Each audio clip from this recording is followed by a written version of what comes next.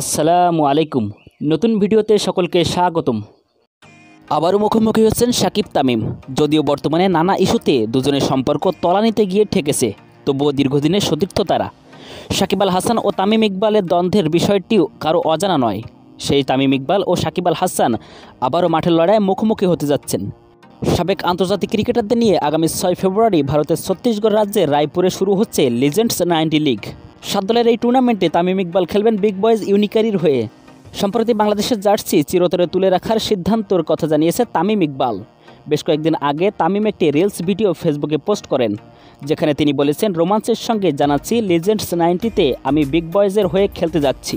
6 থেকে 18 ফেব্রুয়ারি পর্যন্ত আমাকে এবং অন্যান্য ক্রিকেট কিংবদন্তিদের সরাসরি খেলতে দেখবেন রায়পুরে। এটি লেজেন্ডারি হতে যাচ্ছে, দেখা হবে। বর্তমানে বিপিএলে খেলতে ব্যস্ত তামিম ইকবাল। নেতৃত্ব দিচ্ছেন গতবারের চ্যাম্পিয়ন ফরচুন বরিশালকে। সাকিবেরও বিপিএল খেলার কথা ছিল। একসময়ের বিশ্বসেরা অলরাউন্ডারকে কিনেছিলেন চিটাগং কিংস, কিন্তু রাজনৈতিক পট পরিবর্তনের পর দেশে ফিরতে পারছেন না সাকিব। চেক জালিয়াতির মামলায় সম্প্রতি তার বিরুদ্ধে গ্রেপ্তারি পরোয়ানা জারি করা হয়েছে। এছাড়া ত্রুটিপূর্ণ বোলিং অ্যাকশনের কারণে আন্তর্জাতিক ক্রিকেটে নিষেধাজ্ঞা কাটাচ্ছেন তিনি। যদিও সাকিব এখনও আন্তর্জাতিক ক্রিকেটকে বিদায় জানাননি, কিন্তু পরিস্থিতি বলছে বাংলাদেশের জার্সিতে হয়তো আর কখনও দেখা যাবে না এই তারকাকে।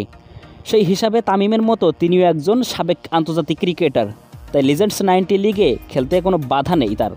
নতুন এই লিগে তামিম ইকবাল সতীর্থ হিসেবে পাচ্ছেন Chris Gayle, Tillakaratne Dilshan, Herschelle গিবসের মতো কিংবদন্তিদের।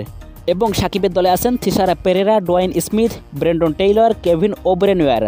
সাকিব তামিম সর্বশেষ মুখোমুখি হয়েছিল গত বছর বিপিএলে। এবারে বিপিএলে সাকিব খেলতে না পারায় অনেকে ভেবেছিলেন দুজনকে হয়তো আর একসঙ্গে মাঠে দেখা যাবে না, কিন্তু লিজেন্ড 90 লিগের সৌজন্যে আগামী মাসে ভারতে তাদের মুখোমুখি হতে দেখা যাবে।